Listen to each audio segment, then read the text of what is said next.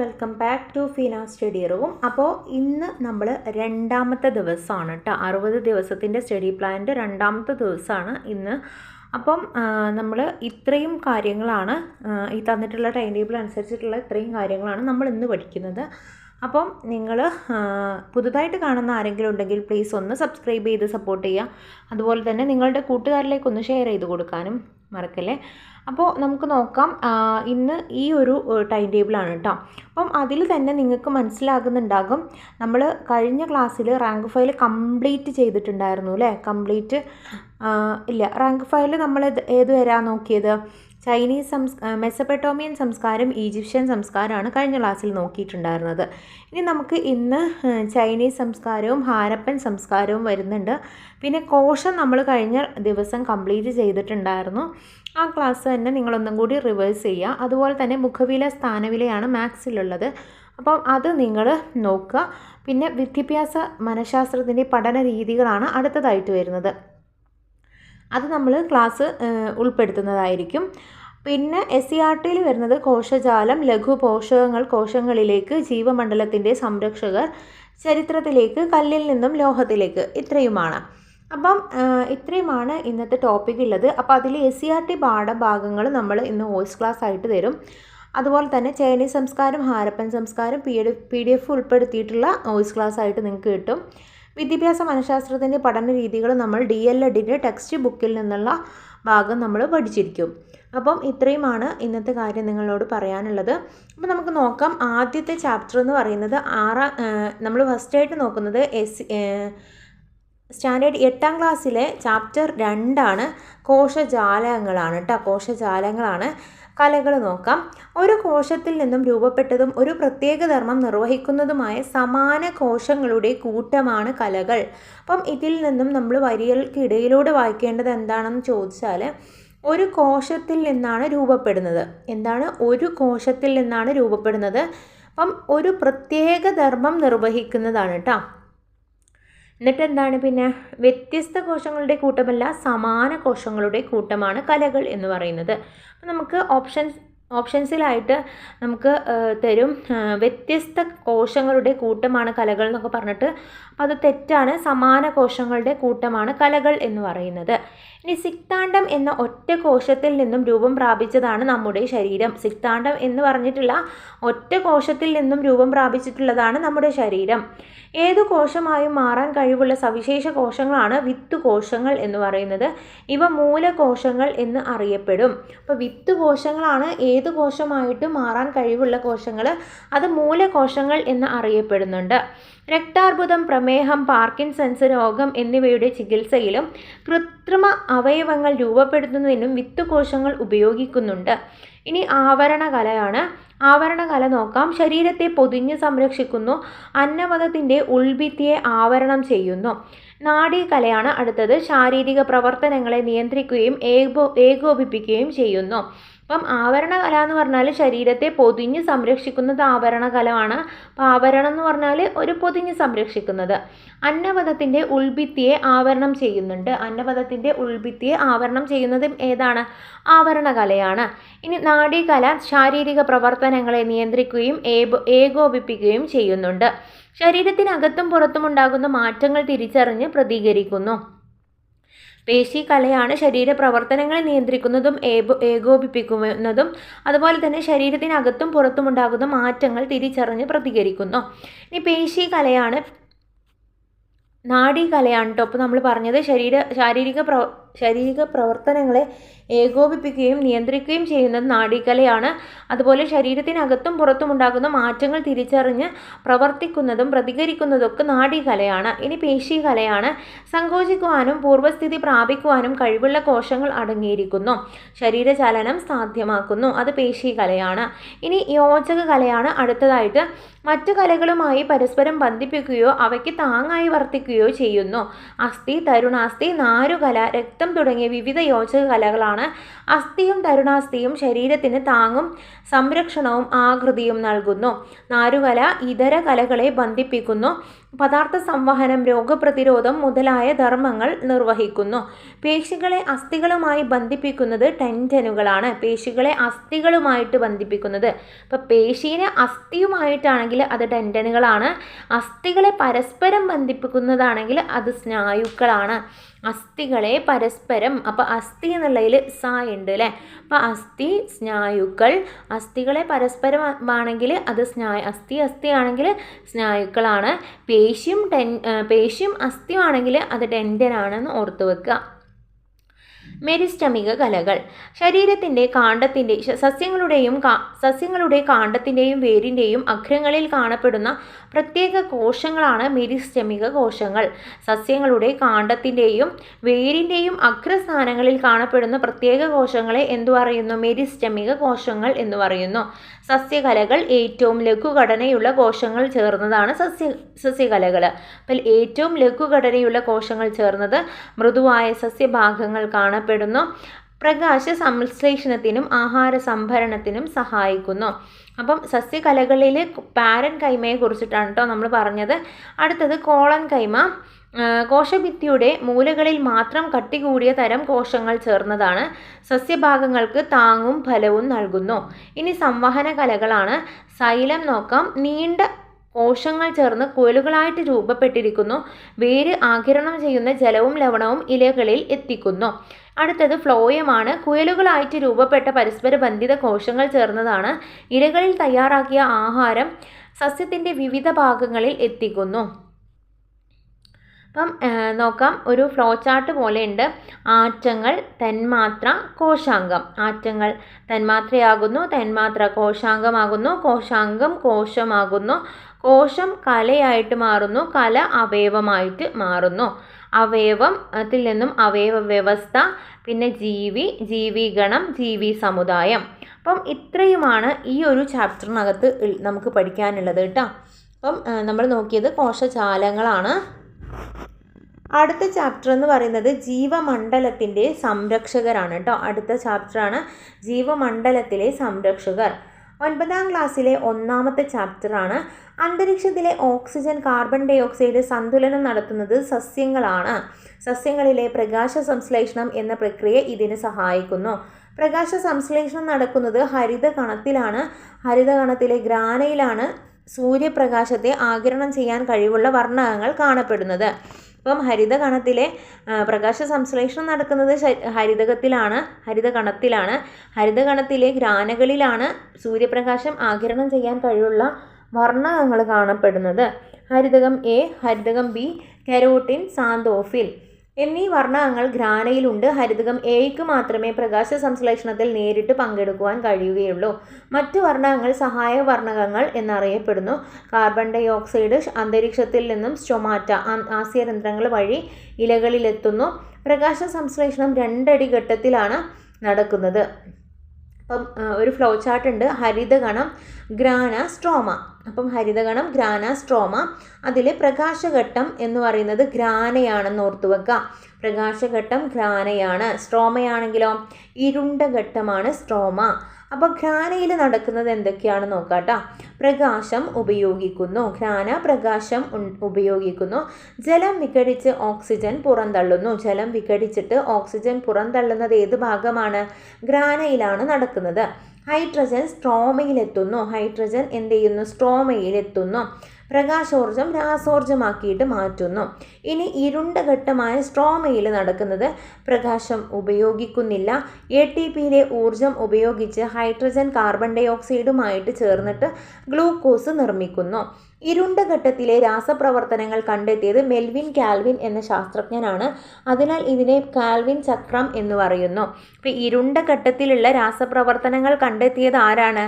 അത് Melvin Calvin ആണ്. അദ്ദേഹത്തിൻ്റെ അതുകൊണ്ട് തന്നെയാണ് ഇതിന് കാൽവിൻ ചക്രം എന്ന് വിളിക്കുന്നത്. ഇനി അടുത്തതായിട്ട് ജീവകോശങ്ങൾ ഉപാപചയ പ്രവർത്തനങ്ങൾ തുടർച്ചയായിട്ട് നടക്കണമെങ്കിൽ ഊർജ്ജ ലഭ്യത ഉറപ്പാക്കേണ്ടതുണ്ട്. ഊർജ്ജത്തിൻ്റെ നിരന്തര കൈമാറ്റത്തിന് ഉപയോഗിക്കുന്ന തന്മാത്രയാണ് ATP. Adenosine triphosphate. ജലത്തിലെ വേഗം ലയിക്കുന്നതിനാൽ ഗ്ലൂക്കോസിനെ സസ്യശരീരത്തിൽ സംഭരിക്കുവാനാകില്ല. ഗ്ലൂക്കോസിനെ അലേയമായ അന്നജ രൂപത്തിൽ ഇലകളിൽ സംഭരിക്കുന്നു.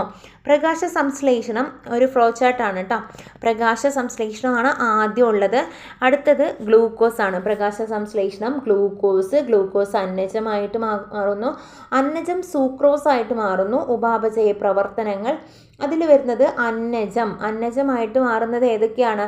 കിഴങ്ങ് വർഗ്ഗങ്ങളാണ് അല്ലേ. അന്നജത്തിൻ്റെ രൂപത്തിൽ വരുന്നത് കിഴങ്ങ് വർഗ്ഗങ്ങളാണ്. പ്രോട്ടീൻ ആണെങ്കിൽ പയറുവർഗ്ഗത്തിൻ്റെ രൂപത്തിലാണ്. കൊഴുപ്പ് എണ്ണക്കുരുക്കളായിട്ടും ഫ്രക്ടോസ് പഴങ്ങളായിട്ടും സൂക്രോസ് കരിമ്പായിട്ടും. അപ്പം ഏതൊക്കെയാണ്? പ്രകാശ സംശ്ലേഷണം നടക്കുന്നു, അതിൻ്റെ ഫലമായിട്ട് ഗ്ലൂക്കോസ് ഉണ്ടാകുന്നു, ഗ്ലൂക്കോസ് അന്നജമായിട്ട് മാറുന്നു, അന്നജം സൂക്രോസ് ആയിട്ട് മാറുന്നു. ഉപാപചയ പ്രവർത്തനങ്ങൾ മൂലം അന്നജമായിട്ടും പ്രോട്ടീനായിട്ടും കൊഴുപ്പായിട്ടും ഫ്രക്ടോസായിട്ടും സൂക്രോസായിട്ടും മാറുന്നുണ്ട്. അതിൽ അന്നജം കിഴങ്ങ് വർഗ്ഗങ്ങളാണ്, പ്രോട്ടീൻ ആണെങ്കിൽ പയറുവർഗ്ഗങ്ങളാണ്, കൊഴുപ്പ് എണ്ണക്കുരുക്കളാണ്, ഫ്രക്ടോസ് പഴങ്ങളാണ്, സൂക്രോസ് കരിമ്പാണ്. ഭൂമിയിലെ എല്ലാ ഉൽപാദകരും സൂര്യപ്രകാശത്തെ ആശ്രയിക്കുന്നില്ല. ഉദാഹരണം സൾഫർ ബാക്ടീരിയയാണ്. അപ്പം രാസസംയുക്തങ്ങളെ വിഘടിപ്പിച്ചാണ് ഇവ ഊർജം ഉൽപ്പാദിപ്പിക്കുന്നത്. ഈ പ്രക്രിയയാണ് രാസസംശ്ലേഷണം എന്ന് പറയുന്നത്. ആൽഗകളും സസ്യപ്ലവകങ്ങളും നോക്കാം. ചുവപ്പ് പച്ച തവിട്ട് നിറങ്ങളിൽ ആൽഗകളുണ്ട്. വലിയ ഇനത്തിൽപ്പെട്ട തവിട്ട് നിറത്തിലുള്ള ആൽഗകളാണ് സർഗാസം എന്ന് പറയുന്നത്.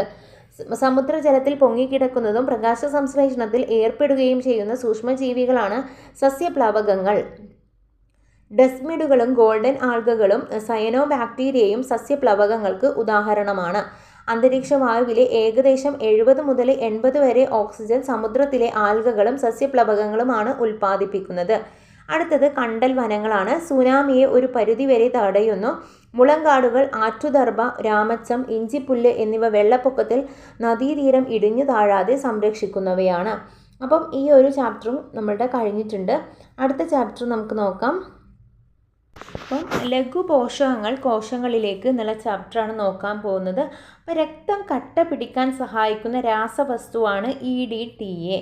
അതിൽ രക്തത്തിൻ്റെ 55% വരുന്ന ഇളം മഞ്ഞ നിറമുള്ള ദ്രാവകമാണ് പ്ലാസ്മ എന്ന് പറയുന്നത്. രക്തകോശങ്ങൾ പ്ലാസ്മയിലാണ് കാണപ്പെടുന്നത്. പ്ലാസ്മ ജലം, പ്രോട്ടീനുകൾ, മറ്റ് ഘടകങ്ങൾ, കൊഴുപ്പ്, ലവണങ്ങൾ, യൂറിയ, ഹോർമോണുകൾ മുതലായവയാണ്. അപ്പോൾ പ്ലാസ്മയിൽ ജലം 90-92% വരുന്നുണ്ട്. പ്രോട്ടീനുകളാണെങ്കിൽ 7-8%, മറ്റു ഘടകങ്ങൾ കൊഴുപ്പ്, ലവണങ്ങൾ, യൂറിയ, ഹോർമോണുകൾ മുതലായവയാണ്. ഇനി പ്രോട്ടീനുകളിൽ വരുന്നത് ആൽബുമിനും ഗ്ലോബുലിനും ഫൈബ്രിനോജനുമാണ്. ആൽബുമിനിൽ രക്തസമ്മർദ്ദം ക്രമീകരിക്കുന്നു. ആൽബുമിന് ധർമ്മം എന്ന് പറയുന്നത് രക്തസമ്മർദ്ദം ക്രമീകരിക്കുകയാണ്. ഗ്ലോബുലിനാണെങ്കിൽ രോഗപ്രതിരോധത്തിന് സഹായിക്കുന്നു. രോഗപ്രതിരോധത്തിന് സഹായിക്കുന്നത് ഗ്ലോബുലിനാണ്. ഫൈബ്രിനോജൻ രക്തക്കട്ട പിടിക്കുന്നതിനുള്ള പ്രധാന പങ്ക് വഹിക്കുന്നു. അപ്പം ആൽബുമിൻ രക്തസമ്മർദ്ദം ക്രമീകരിക്കുന്നു, ഗ്ലോബുലിൻ രോഗപ്രതിരോധത്തിന് സഹായിക്കുന്നു, ഫൈബ്രിനോജൻ രക്തം കട്ട പിടിക്കുന്നതിനുള്ള പ്രധാന പങ്ക് വഹിക്കുന്നു. ഇനി ഹൃദയമാണ്. ഒരാളുടെ ഹൃദയത്തിന് അയാളുടെ മുഷ്ടിയുടെ വലുപ്പമാണ് ഉണ്ടാകുക. ഹൃദയം ആവരണം ചെയ്തു കാണുന്ന ഇരട്ട സ്തരമാണ് പെരികാർഡിയം. ഈ സ്തരങ്ങൾക്കിടയിൽ പെരികാർഡിയം ദ്രവം നിറഞ്ഞിരിക്കുന്നു. അപ്പം അതിൽ നിങ്ങളൊരു ഹൃദയത്തിൻ്റെ ഭാഗങ്ങളൊക്കെ ഒന്ന് ജസ്റ്റ് ഒന്ന് നോക്കിയിട്ട് വെക്കുക കേട്ടോ. അപ്പം മുകളിലുള്ള ഭാഗം എന്ന് പറയുന്നത് ഏതാണ്? വലത്, ഫസ്റ്റത്തത് വലത്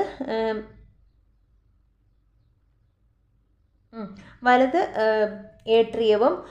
അപ്പം ഹൃദയം വരക്കുന്നത് ഒരു രീതിയിൽ. അപ്പം നിങ്ങൾ ഫസ്റ്റത്തെ ഭാഗം എന്ന് പറയുന്നത് വലത് ഏട്രിയമാണ്. മുകളിലെ 2 ഭാഗങ്ങൾ, ഒന്ന് വലത് ഏട്രിയം ആണെങ്കിൽ രണ്ടാമത്തത് ഇടത് ഏട്രിയമാണ്.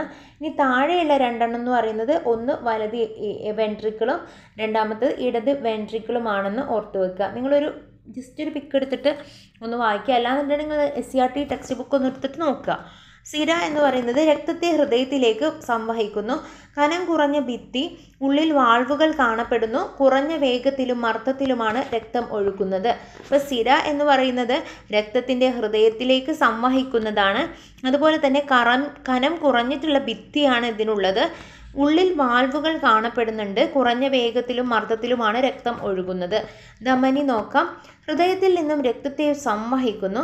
ഇലാസ്തികതയുള്ളതും കനം കൂടിയതുമായിട്ടുള്ള ഭിത്തിയാണ് ഉയർന്ന വേഗത്തിലും മർദ്ദത്തിലുമാണ് രക്തം ഒഴുകുന്നത്. ഇനി ലോമികകളാണ്. ലോമികകൾ ധമനികളെയും സിരകളെയും തമ്മിൽ ബന്ധിപ്പിക്കുന്ന നേർത്ത കുഴലുകളാണ്. ഒറ്റനില കോശങ്ങൾ കൊണ്ട് നിർമ്മിതമായിട്ടുള്ള ഭിത്തിയാണ്. ഭിത്തിയിലെ അതിസൂക്ഷ്മ സുഷിരങ്ങൾ വാൾവുകൾ കാണപ്പെടുന്നില്ല. കുറഞ്ഞ വേഗത്തിലും മർദ്ദത്തിലുമാണ് രക്തം ഒഴുകുന്നത്. ഹൃദയത്തിൻ്റെ പ്രവർത്തനം നോക്കാം. ശരീരത്തിൻ്റെ വിവിധ ഭാഗങ്ങളിൽ നിന്നും കാർബൺ ഡൈ ഓക്സൈഡിൻ്റെ അളവ് കൂടിയ രക്തം വലത് ഏട്രിയത്തിൽ എത്തുന്നു. തുടർന്ന് ഏട്രിയങ്ങൾ സങ്കോചിക്കുന്നു. കോശങ്ങൾക്കെല്ലാം ഓക്സിജൻ എത്തിക്കുന്നു. ഇവിടെ നിന്നും കാർബൺ ഡൈ ഓക്സൈഡ് സ്വീകരിക്കുന്നതും രക്തമാണ്. ദ്വിപര്യനം. ഹൃദയത്തിൽ നിന്നും ശരീരത്തിൻ്റെ വിവിധ ഭാഗങ്ങളിലേക്കും അവിടെ നിന്നും തിരിച്ച് ഹൃദയത്തിലേക്കും രക്തം ഒഴുകുമ്പോൾ 2 തവണ ഹൃദയ അറകളിലൂടെ കടന്നു പോകും. ഹൃദയം, സ്പന്ദനം, പൾസ്, രക്തസമ്മർദ്ദം. ഒരു സിസ്റ്റളിയും ഡയസ്റ്റളിയും ചേർന്നതാണ് ഹൃദയസ്പന്ദനം. ഇതിന് ഏകദേശം 0.8 സെക്കൻഡ് വേണ്ടിവരും. ഹൃദയ അറകളുടെ സങ്കോചമാണ് സിസ്റ്റളി. ഈ വിശ്രാന്താവസ്ഥയിലാണ് ഡയസ്റ്റോളി. ഈ വിശ്രമാവസ്ഥയാണ് ഡയസ്റ്റോളി. ഈ ഘട്ടത്തിൽ അറകളിൽ രക്തം നിറയുന്നു. ഹൃദയം 1 മിനിറ്റിൽ ശരാശരി 72 തവണ എന്ന ക്രമത്തിൽ സ്പന്ദിക്കുന്നു. ഹൃദയത്തിൻ്റെ സങ്കോച വികാസങ്ങളുടെ ഫലമായുണ്ടാകുന്ന തരംഗചലനം ധമനി ഭിത്തിയിൽ ഉടനീളം അനുഭവപ്പെടുന്നതാണ് പൾസ്. ഓരോ തവണയും ഹൃദയം സങ്കോചിപ്പിക്കുമ്പോൾ ഏകദേശം 70 മില്ലി രക്തം ധമനികളിലേക്ക് പമ്പ് ചെയ്യപ്പെടുന്നുണ്ട്. ഈ അധിക രക്തം ധമനികളിൽ ഏൽപ്പിക്കുന്ന മർദ്ദമാണ് സിസ്റ്റളിക് പ്രഷർ. സിസ്റ്റളിക് പ്രഷർ എന്ന് പറയുന്നത് 120 mmHg ആണ്. 120 ആണ് കേട്ടോ. സിസ്റ്റളിക് ആണെങ്കിൽ 120 ആണ്. ഹൃദയം പൂർണ്ണമായിട്ടും വികസിക്കുമ്പോൾ അത്ര തന്നെ രക്തം ഹൃദയത്തിലേക്ക് പ്രവേശിക്കുന്നുണ്ട്. ഈ അവസരത്തിൽ ധമനികളിൽ അനുഭവപ്പെടുന്ന കുറഞ്ഞ മർദ്ദമാണ് ഡയസ്റ്റോളിക് പ്രഷർ 80 mmHg. രക്തസമ്മർദ്ദം അളക്കാൻ ഉപയോഗിക്കുന്ന ഉപകരണം സിഗ്മോമാനോമീറ്റർ ആണ്. രക്തസമ്മർദ്ദത്തിലെ വ്യതിയാനം രക്തസമ്മർദ്ദ നിരക്ക് 120/80 80 mmHg ആണ്. നിശ്ചിത നിരക്കിൽ നിന്നും രക്തസമ്മർദ്ദം കുറയുന്ന അവസ്ഥയാണ് ഹൈപ്പോടെൻഷൻ. രക്തസമ്മർദ്ദം ഈ നിരക്കിൽ നിന്നും കൂടുന്ന അവസ്ഥയായ അതിരക്തസമ്മർദ്ദം ഹൈപ്പർ ടെൻഷനാണ്. ഹൈപ്പോടെൻഷനും ഹൈപ്പർ ടെൻഷനും പരിഹരിക്കപ്പെട്ടിട്ടില്ലെങ്കിൽ അത് പക്ഷാഘാതത്തിലേക്കും നയിക്കും. ഇനി ഹൃദയാഘാതത്തിലേക്കും നയിച്ചേക്കാം. രക്തത്തിൽ നിന്നും കോശങ്ങളിലേക്ക് ലോമികകളിലൂടെ രക്തം പ്രവഹിക്കുമ്പോൾ ലോമിക ഭിത്തിയിലെ ചെറു സുഷിരങ്ങളിലൂടെ രക്തത്തിൻ്റെ ദ്രാവക ഭാഗം കോശാന്തര സ്ഥലങ്ങളിലേക്ക് ഊറിയിറങ്ങുന്നു. കോശാന്തര സ്ഥലത്ത് രൂപപ്പെടുന്ന ഈ ദ്രാവകമാണ് ടിഷ്യൂ ദ്രവം. ഇതിൽ അരുണ രക്താണുക്കളും വലിയ പ്രോട്ടീൻ തന്മാത്രകളും പ്ലേറ്റ്ലെറ്റുകളും കാണപ്പെടുന്നില്ല. ടിഷ്യൂ ദ്രവം രക്തത്തിലേക്കും ലിംഫ് ലോമികകളിലേക്കും ആഗിരണം ചെയ്യപ്പെടുന്നു. ലിംഫ് ലോമികകളിലുള്ള ടിഷ്യൂ ദ്രവമാണ് ലിംഫ്. ശരീരത്തിലെ പ്രതിരോധ പുരയാണ് പ്ലീഹ. ഫാറ്റി ആസിഡും ഗ്ലിസറോളും ലാക്റ്റിയലുകളാണ് ലിംഫ്. വലിയ ലിംഫ് വാഹികൾ, ചെറിയ ലിംഫ് വാഹികളുണ്ട്. അതുപോലെ തന്നെ മഹാസിര ഹൃദയമാണ്. മഹാസിര രക്തം വഹിക്കുന്നത് ഹൃദയം. ഇനി സംവഹനം സസ്യങ്ങളിൽ. സംവഹനം സൈലത്തിലൂടെ നോക്കാം. വേരുകൾ മണ്ണിൽ നിന്നും വലിച്ചെടുക്കുന്ന ജലവും ലവണവും സംവഹന കലയായ സൈലത്തിലൂടെയാണ് ഇലകളിലെത്തുന്നത്. സൈലത്തിലൂടെ മൃതകോശങ്ങളിലായ ട്രാക്കിഡുകളിലൂടെയും വെസലുകളിലൂടെയുമാണ് ജലത്തിൻ്റെ സംവഹനം നടക്കുന്നത്. സംവഹനം ഫ്ലോയത്തിലെ മുഖ്യഭാഗമായ സേവനാഡികളിലൂടെ സൂക്രോസ് രൂപത്തിലാണ് ആഹാരം സംവഹനം നടത്തുന്നത്. സൈലം വെസലുകൾ പോലെ സീവ് നാടുകളിലും ഒന്നിനു മുകളിൽ ഒന്നായി ക്രമീകരിച്ചിരിക്കുന്നു. ആഹാര തന്മാത്രകൾ സീവ് നാഡികളോട് ചേർന്ന് സഹാകോശങ്ങൾ കാണപ്പെടുന്നു. അപ്പം ഇത്രയുമാണ് ഈ ഒരു ചാപ്റ്ററിൽ നമുക്ക് പഠിക്കാനുള്ളത്. ഇനി അടുത്തതായിട്ട് നമ്മൾ സോഷ്യൽ സയൻസ് ആണ് കേട്ടോ. അതിൽ ചരിത്രത്തിലേക്ക് എന്നുള്ള ആ ഒരു ചാപ്റ്ററാണ് നമ്മൾ ഇന്ന് പഠിക്കുന്നത്. 5ാം ക്ലാസ്സിലെ 1ാമത്തെ ചാപ്റ്ററാണ്. അപ്പോൾ അതിൽ തന്നെ ചരിത്രാതീത കാലവും ചരിത്രകാലവും വരുന്നുണ്ട്. ചരിത്രാതീത കാലത്തിൻ്റെ പ്രത്യേകതകൾ എന്തൊക്കെയാണെന്ന് നോക്കാം. ലേഖനവിദ്യ വശമില്ലായിരുന്നു. സംസ്കാരത്തിൻ്റെ വളരെ പ്രാകൃത ഘട്ടത്തിലായിരുന്നു. ലോഹങ്ങളെ പറ്റി അറിവില്ലായിരുന്നു. പരുക്കൻ കല്ലുകൾ ആയുധങ്ങൾ. പരുക്കൻ കല്ലുകളാണ് ആയുധമായിട്ട് ഉണ്ടായിരുന്നത്. ഇനി ചരിത്രകാലമാണ്. ചരിത്രകാലത്തിൽ മനുഷ്യൻ ലേഖനവിദ്യ വശമാക്കി. മനുഷ്യൻ സാംസ്കാരികമായി ഉയർന്നു. ലോഹങ്ങൾ ഉപയോഗിച്ചു തുടങ്ങി. ലോഹങ്ങൾ കൊണ്ടുള്ള ഉപകരണങ്ങളും ആയുധങ്ങളും ഉപയോഗിച്ചു. പുരാവസ്തു പഠനശാഖയാണ് ആർക്കിയോളജി. നാണയ പഠനശാഖയാണ് ന്യൂമിസ്മാറ്റിക്സ്. ലിഖിതങ്ങളെക്കുറിച്ചുള്ള പഠനശാഖയാണ് എപ്പിഗ്രാഫി. ശാസ്ത്രീയ പരിശോധനാ രീതികൾ കാർബൺ ഡേറ്റിംഗ്, കാർബൺ 14 പരിശോധന, തെർമോലുമിനിസെൻസും ഫ്ലൂറിഡിൻ ടെസ്റ്റും. ഇനി അന്നോ ഡൊമിനി എന്ന് പറഞ്ഞാൽ ലാറ്റിൻ ലാംഗ്വേജ് ആണ്. മീനിങ് എന്താണെന്ന് ചോദിച്ചാൽ in the year of our lord's birth ആണ്. ഇനി യേശുക്രിസ്തു ജനിച്ചതിന് ശേഷമുള്ള കാലഘട്ടമാണ് AD എന്നതിന് പകരം ഇപ്പോൾ ഉപയോഗിക്കുന്നത് CE എന്നാണ്. AD എന്നതിന് പകരം ഇപ്പോൾ ഉപയോഗിക്കുന്നത് CE എന്നാണ്. CE എന്നാൽ കോമൺ ഇറ എന്നാണ് അർത്ഥം. BC എന്നാൽ ബിഫോർ ക്രൈസ്റ്റ്, യേശുക്രിസ്തു ജനിക്കുന്നതിന് മുമ്പുള്ള ഘട്ടം. അത് ഇപ്പോൾ ബിഫോർ കോമൺ ഇറ എന്നാണ് BCക്ക് പകരം ഉപയോഗിക്കുന്നത്. ഇനി ശകവർഷം AD 78 കനിഷ്കം ആരംഭിച്ചതാണ് ശകവർഷം. AD 78 ചൈത്രമാണ് ആദ്യ മാസം. ഫാൽഗുനം അവസാന മാസമാണ്. 1957 മാർച്ച് 22 മുതൽ ഇന്ത്യ ഗവൺമെൻറ് അംഗീകരിച്ചു. കൊല്ലവർഷമായിട്ട് ആരംഭിച്ചത് എന്നെന്ന് ചോദിച്ചാൽ അത് AD 825 കേട്ടോ. കൊല്ലവർഷം ആരംഭിച്ചത് AD 825.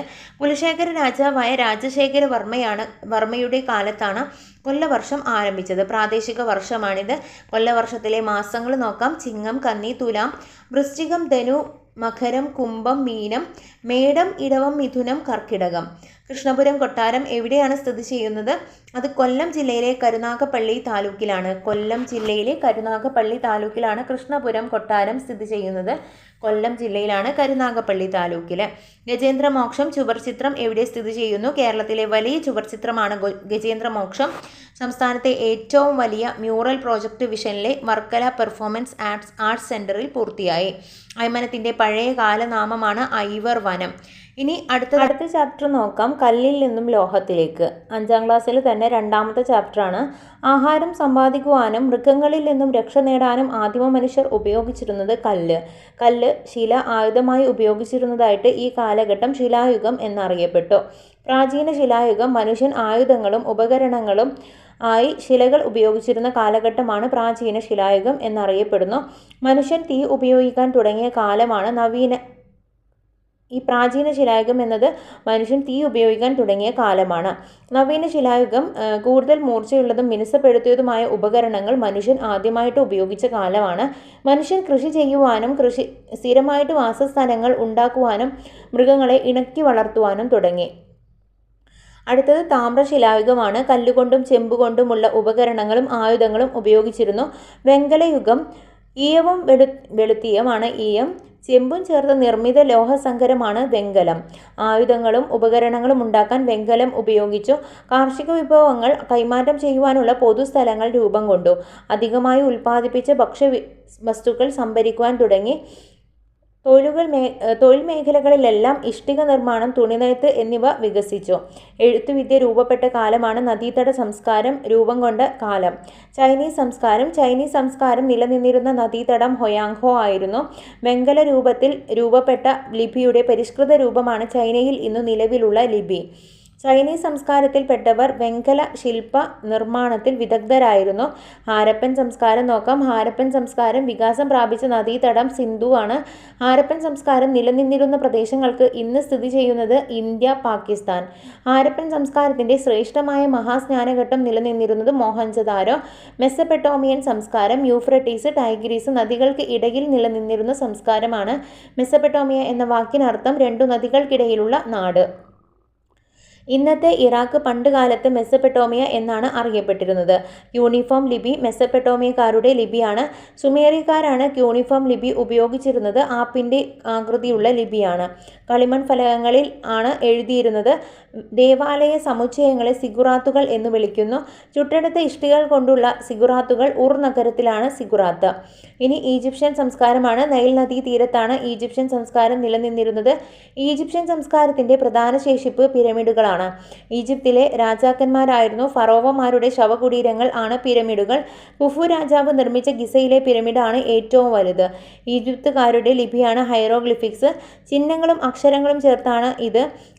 തടിയിലും പാപ്പിറസിലുമാണ് പാപ്പിറസിൻ്റെ പ്രതലത്തിലുമാണ് എഴുതിയിരുന്നത്. അപ്പോൾ ഇത്രയുമാണ് നമുക്ക് ഇന്ന് പഠിക്കാനുള്ള SCERT ചാപ്റ്റേഴ്സ്.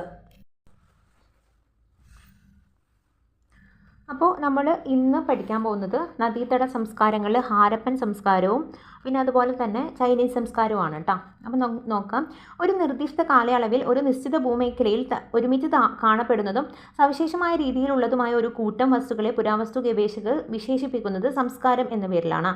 ആദിമ മനുഷ്യർ എളുപ്പത്തിൽ ചെത്തി വെളുപ്പിക്കാവുന്ന പുൽമേടുകളിലാണ് ആദ്യമായി കൃഷി ആരംഭിച്ചത്.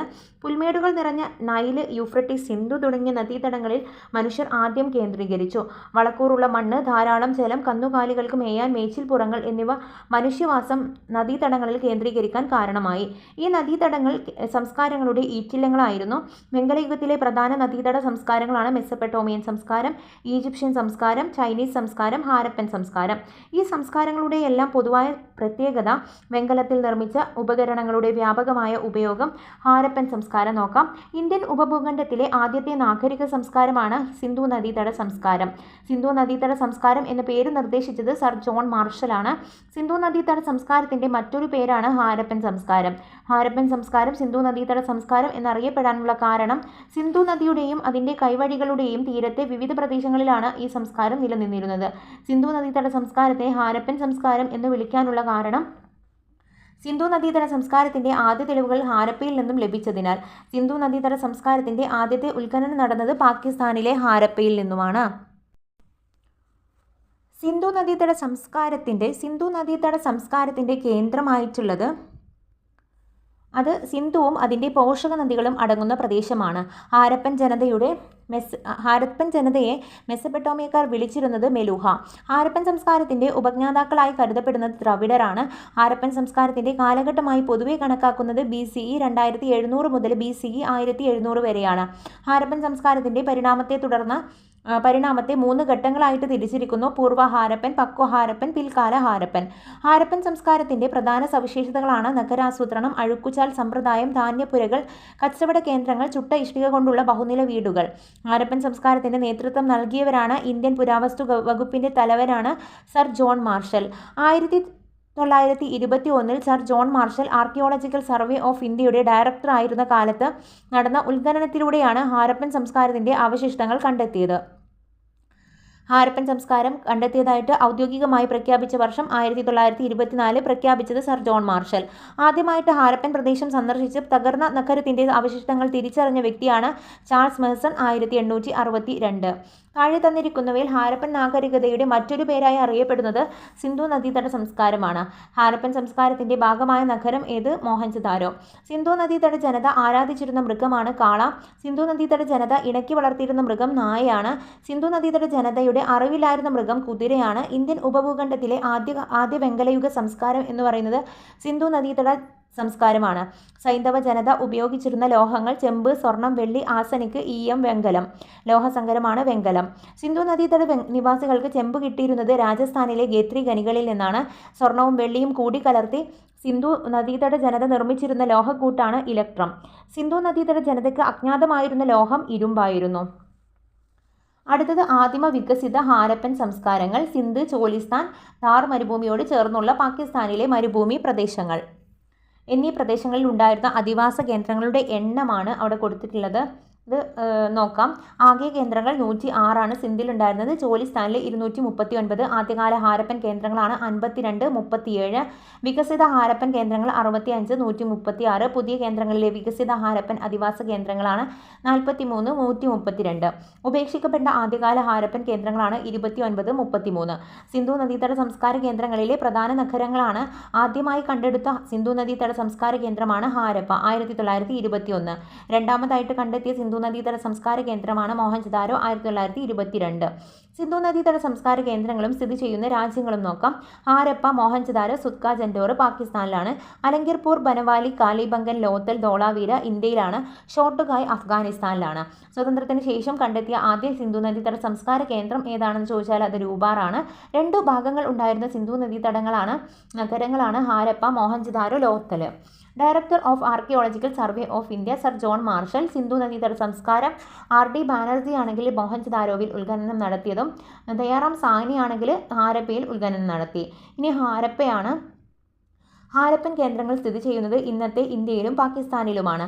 ഹാരപ്പൻ സംസ്കാരത്തിന്റെ വ്യാപ്തി എന്ന് പറയുന്നത് പാകിസ്ഥാന്റെ പടിഞ്ഞാറൻ തീരം മുതൽ ഉത്തർപ്രദേശിലെ അലങ്കിർപൂർ വരെയും വടക്ക് ജമ്മു കാശ്മീർ മുതൽ തെക്ക് നർമ്മദ തീരം വരെയുമാണ്. പാകിസ്ഥാനിലെ പഞ്ചാബ് പ്രവിശ്യയിലെ മോണ്ട്ഗോമറി ജില്ലയിൽ സ്ഥിതി ചെയ്യുന്ന സിന്ധു നദീതട കേന്ദ്രം ചോദിച്ചാൽ അത് സഹിവാൾ ജില്ലയിലാണ് കേട്ടോ. അപ്പോൾ ഹാരപ്പയെ ആദ്യമായിട്ട് ഉത്ഖനനം ചെയ്തെടുത്ത് കണ്ടെത്തിയത് ദയാറാം സാഹ്നിയാണ്. ഹാരപ്പ നിലനിന്നിരുന്ന നദീതീരം രവിയാണ്. ഋഗ്വേദത്തിൽ ഹരിയുപ്യ എന്ന് പരാമർശിക്കുന്നത് ഹാരപ്പ. ചെമ്പ് നിർമ്മിതികൾക്ക് പ്രസിദ്ധമായ സിന്ധു നദീതട പ്രദേശമാണ് ഹാരപ്പ. സിന്ധു നദീതട ജനത മൃതദേഹങ്ങൾ പെട്ടിയിൽ അടക്കം ചെയ്തിരുന്നു എന്നതിന് തെളിവ് ലഭിച്ചത് ഹാരപ്പയിൽ നിന്നാണ്. മോഹൻജദാരോ പാകിസ്ഥാനിലെ സിന്ധ് പ്രവിശ്യയിലെ ലാർക്കാന ജില്ലയിൽ കേന്ദ്രീകരിച്ചിരിക്കുന്ന സിന്ധു നദീതട പ്രദേശമാണ് മോഹൻജദാരോ. സിന്ധി ഭാഷയിൽ മരിച്ചവരുടെ കുന്ന് എന്നറിയപ്പെടുന്ന പ്രദേശമാണ് മോഹൻജദാരോ. ഇഷ്ടിക പാകിയ വഴികളും ഇഷ്ടിക കൊണ്ട് നിർമ്മിച്ച ഇരുനില കെട്ടിടങ്ങളും മികച്ച അഴുക്കുചാൽ സംവിധാനവും കൊണ്ട് വ്യത്യസ്തമായ സിന്ധു നദീതട കേന്ദ്രമാണ് മോഹൻജദാരോ. മോഹൻജദാരോവിൽ നിന്നും കണ്ടെടുത്ത പ്രശസ്ത നിർമ്മിതിയാണ് മഹാസ്നാനഘട്ടം, ഗ്രേറ്റ് ബാത്ത്. നൃത്തം ചെയ്യുന്ന പെൺകുട്ടിയുടെ വെങ്കല പ്രതിമ, പുരോഹിതൻ എന്ന് കരുതപ്പെടുന്ന താടിക്കാരൻ്റെ പ്രതിമ എന്നിവ കണ്ടെത്തിയ സ്ഥലം മോഹൻജദാരോ ആണ്. മോഹൻജദാരോവിലെ ഉത്ഖനന പ്രവർത്തനങ്ങൾക്ക് നേതൃത്വം കൊടുത്തത് RD ബാനർജിയാണ്. മോഹൻജദാരോവിലെ ഏറ്റവും വലിയ കെട്ടിടമാണ് ധാന്യപുരയാണ്. ഏറ്റവും വലിയ കെട്ടിടമാണ് കേട്ടോ ചോദിച്ചത്, അത് ധാന്യപുരയാണ്. ലോകത്തിൽ ആദ്യമായി അഴുക്കുചാൽ സമ്പ്രദായം ആരംഭിച്ചത് മോഹൻജദാരോവിലാണ്. വെള്ളപ്പൊക്കത്തിൽ നശിച്ചുപോയി എന്ന് കരുതപ്പെടുന്ന സിന്ധു നദീതട പ്രദേശം മോഹൻജദാരോ, ഹാരപ്പ എന്നീ സിന്ധു നദീതട കേന്ദ്ര ഭരണ പ്രദേശങ്ങൾ ഇന്ന് ഏത് രാജ്യത്താണെന്ന് ചോദിച്ചാലും നമ്മൾ പഠിച്ചതാണ്, പാകിസ്ഥാനിലാണ്. ഇനി ലോത്തൽ സ്ഥിതി ചെയ്യുന്ന സംസ്ഥാനം ഗുജറാത്താണ്. സബർമതി നദിക്കും പോഷക നദിയായിട്ടുള്ള ബൊഗോവയ്ക്കും ഇടയിലായിട്ട് കണ്ടെത്തിയ ഹാരപ്പൻ സംസ്കാരമാണ് ലോത്തൽ. സിന്ധു നദീതട സംസ്കാരത്തിന്റെ ഭാഗമായ പ്രധാന തുറമുഖ നഗരം ലോത്തലാണ്.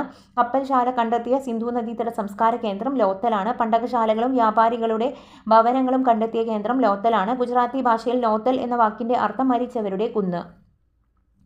അടുത്തത് കാലിബംഗനാണ്. കാലിബംഗൻ രാജസ്ഥാനിൽ കേന്ദ്രീകരിച്ചിരിക്കുന്ന സിന്ധു നദീതട പ്രദേശമാണ് കാലിബംഗൻ എന്ന വാക്കിന്റെ അർത്ഥം കറുത്ത വളകൾ. ഡ്രെയിനേജ് സംവിധാനം നിലവിൽ ഇല്ലാതിരുന്ന സിന്ധു നദീതട സംസ്കാര കേന്ദ്രമാണ് കാലിബംഗൻ. എല്ലാ വീടുകളോടും ചേർന്ന് കിണറുകൾ ഉണ്ടായിരുന്ന പ്രദേശമാണ് കാലിബംഗൻ. ഒട്ടകത്തിന്റെ ഫോസിലുകൾ കണ്ടെത്തിയ സിന്ധു നദീതട കേന്ദ്രം കാലിബംഗനാണ്. ഉഴവുചാലിന്റെ തെളിവ് ലഭിച്ച സിന്ധു നദീതട കേന്ദ്രമാണ് കാലിബംഗൻ. ചാൻഹുദാരോ നോക്കാം. പാകിസ്ഥാനിലെ സിന്ധ് പ്രവിശ്യയിൽ സ്ഥിതി ചെയ്യുന്ന സിന്ധു നദീതട കേന്ദ്രം ചാൻഹുദാരോ. സിറ്റാഡൽ മേൽപ്പട്ടണം ഇല്ലാത്ത ഹാരപ്പൻ നഗരം ചാൻഹുദാരോ ആണ്. മുത്തുനിർമ്മാണത്തിന് പ്രസിദ്ധമായ ഹാരപ്പൻ നഗരമാണ് ചാൻഹുദാരോ. അടുത്തത് രൂപാറാണ്. ഇന്ത്യ സ്വതന്ത്രമായതിനു ശേഷം കണ്ടെത്തിയ ആദ്യ സിന്ധു നദീതട കേന്ദ്രമാണ് രൂപാർ സ്ഥിതി ചെയ്യുന്ന ഇന്ത്യൻ സംസ്ഥാനം പഞ്ചാബ്, രൂപാങ്കർ ജില്ല. രൂപാറിൽ ഉത്ഖനനം നടത്തിയത് YD ശർമ്മയാണ്. കൺഫ്യൂഷൻ ഫാക്ട്സ് നോക്കാം. പുരുഷനോടൊപ്പം സ്ത്രീയെയും അടക്കം ചെയ്തതിൻ്റെ തെളിവ് ലഭിച്ചത് ലോത്തലിൽ നിന്നുമാണ്. മനുഷ്യനോടൊപ്പം നായയെയും അടക്കം ചെയ്തതിൻ്റെ തെളിവ് ലഭിച്ചിട്ടുള്ള കേന്ദ്രം രൂപാറിൽ നിന്നുമാണ്. ഇനി സുത്ക ജൻഡോർ ആണ്. ബലൂചിസ്ഥാനിലെ ദാഷ്ത് നദീ തീരത്ത് സ്ഥിതി ചെയ്യുന്ന സിന്ധു നദീതട സംസ്കാര കേന്ദ്രമാണ് സുത്ക ജൻഡോർ. ഏറ്റവും പടിഞ്ഞാറ് ഭാഗത്തായി കണ്ടെത്തിയ സിന്ധു നദീതട സംസ്കാര കേന്ദ്രം സുത്ക ജൻഡോർ ആണ്. മനുഷ്യന്റെ ചിതാഭസ്മം അടക്കം ചെയ്തതിൻ്റെ പേടകങ്ങൾ ലഭിച്ചത് സുത്ക ജൻഡോറിൽ നിന്നുമാണ്. ഇനി ധോളാവീരയാണ്. ഗുജറാത്തിലെ റാൻ ഓഫ് കച്ചിൽ കണ്ടെത്തിയ സിന്ധു നദീതട സംസ്കാര കേന്ദ്രം ധോളാവീര. ഒരു ദ്വീപിൽ സ്ഥിതി ചെയ്യുന്ന സിന്ധു നദീതട കേന്ദ്രം ചോദിച്ചാൽ അത് ധോളാവീരയാണ്. ഹാരപ്പൻ ലിപിയിൽ എഴുതിയ ഒരു ചൂണ്ടുപലക കണ്ടെത്തിയ കേന്ദ്രം ധോളാവീര. ഏകീകൃത ജലസേചന സൗകര്യമുണ്ടാകുന്ന ഒരു പ്രധാന നഗരമാണ് ധോളാവീര. നഗരത്തെ ചുറ്റി കോട്ടകളും ഗ്രേറ്റ് സംവിധാനവും സുരക്ഷാ സംവിധാനവും ഉണ്ടായിരുന്ന സിന്ധു നദീതട സംസ്കാര കേന്ദ്രം ധോളാവീരയാണ്. ഉത്തരായന രേഖയിൽ സ്ഥിതി ചെയ്യുന്ന സിന്ധു നദീതട സംസ്കാര കേന്ദ്രം ധോളാവീരയാണ്. ബനവാലി ഹരിയാനയിലെ ഹിസ്റ്റാർ ജില്ലയിൽ സ്ഥിതി ചെയ്യുന്ന സിന്ധു നദീതട കേന്ദ്രമാണ് ബനവാലി. ഏതു നദിയുടെ തീരത്താണ് ബനവാലി സ്ഥിതി ചെയ്യുന്നത്? ഗഗ്ഗർ നദിയുടെയാണ്. ബാർലി കൃഷി ചെയ്തതിൻ്റെ തെളിവ്, കലപ്പയുടെ കളിമൺ രൂപങ്ങൾ എന്നിവ ലഭിച്ച കേന്ദ്രം ബനവാലിയാണ്. പൂർവ്വ ഹാരപ്പൻ, പക്വ ഹാരപ്പൻ കാലഘട്ടത്തിലെ തെളിവുകൾ നൽകുന്ന സ്ഥലം ബനവാലി. കോട്ദിജി പാകിസ്ഥാനിലെ സിന്ധിൽ സ്ഥിതി ചെയ്യുന്ന സിന്ധു നദീതട കേന്ദ്രമാണ് കോട്ദിജി.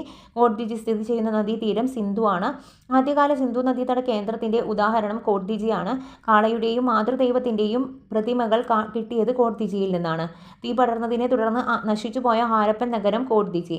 ഏറ്റവും പഴക്കമുള്ള സിന്ധു നദീതട സംസ്കാര കേന്ദ്രം ഭിരാനയാണ്, ഹരിയാനയിൽ. ഏറ്റവും വലിയ സിന്ധു നദീതട സംസ്കാര കേന്ദ്രം രാഖിഗഡിയാണ്. ഏറ്റവും ചെറിയ സിന്ധു നദീതട സംസ്കാര കേന്ദ്രം അലഹ്ഡിനോ. ഇന്ത്യയിൽ ഏറ്റവും കൂടുതൽ സിന്ധു നദീതട കേന്ദ്രങ്ങൾ കാണപ്പെടുന്ന സംസ്ഥാനം ഗുജറാത്ത്.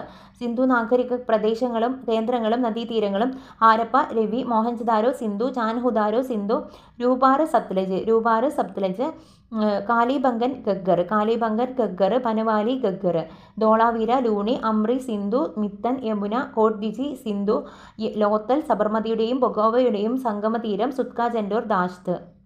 സിന്ധു നദീതര കേന്ദ്രങ്ങൾ കണ്ടെത്തിയവർ നോക്കാം.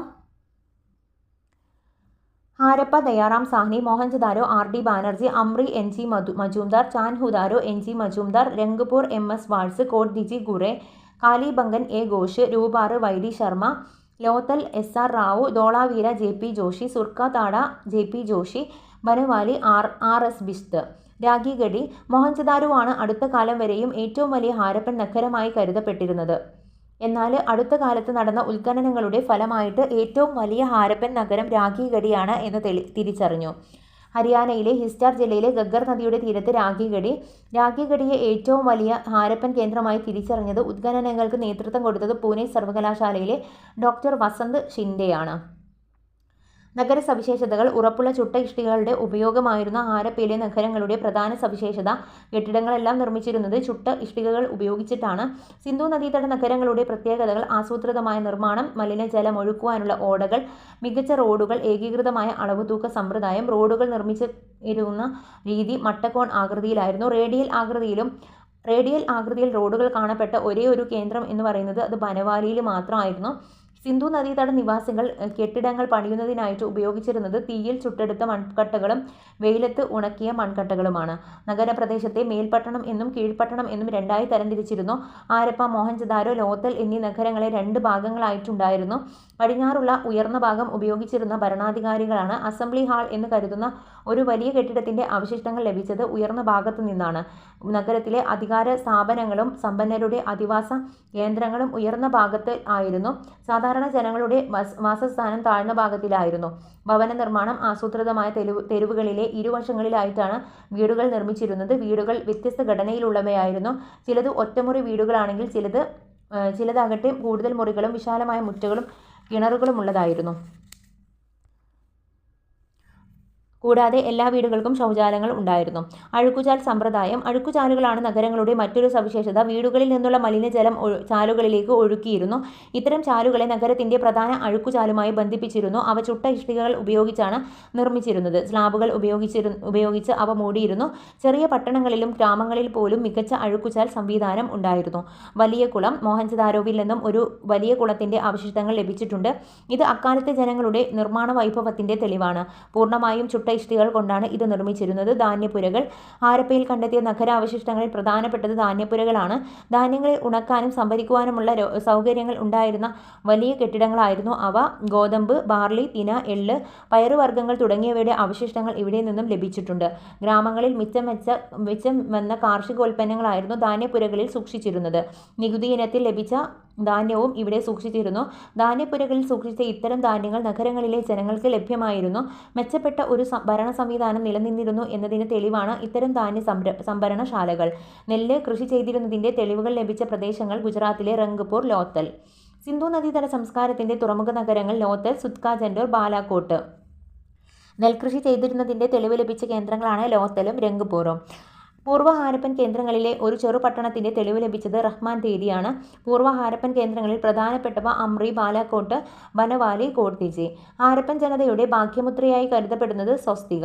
കൃഷി, കച്ചവടം. നഗരത്തിലെ ജനങ്ങൾ ഭക്ഷണാവശ്യത്തിനും തൊഴിലുകൾക്കുമായി ആശ്രയിച്ചിരുന്നത് ഗ്രാമങ്ങളെയാണ്. നഗരങ്ങളിലെ ഉൽപ്പാദന വസ്തുക്കളുടെ പ്രധാന വിപണി ഗ്രാമങ്ങളായിരുന്നു. ഗ്രാമങ്ങളിലെ കൃഷിയിടങ്ങൾ ഫലഭൂയിഷ്ഠമായിരുന്നു. സിന്ധു നദി ഒഴുക്കിക്കൊണ്ടുവരുന്ന എക്കൽ മണ്ണായിരുന്നു ഈ ഫലഭൂയിഷ്ഠതയ്ക്ക് അടിസ്ഥാനം. നിലം ഉഴുതുമറിച്ച് കൃഷി നടത്തിയിരുന്ന പ്രദേശം രാജസ്ഥാനിലെ കാലിബംഗനിലായിരുന്നു.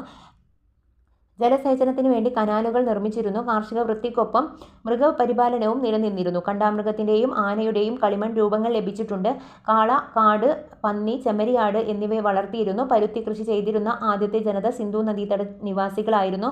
സിന്ധിൽ നിന്നും വരുന്നത് എന്ന അർത്ഥത്തിൽ പരുത്തിയെ വിശേഷിപ്പിച്ചിരുന്നത് സിൻഡോൺ എന്നാണ്. സംസ്കൃതത്തിൽ പരുത്തി എന്നറിയപ്പെടുന്ന നാമം കർപ്പസ. സിന്ധു നദീതട നിവാസികൾ കൃഷി ചെയ്തിരുന്ന പ്രധാന ധാന്യങ്ങൾ ഗോതമ്പ്, ബാർലി.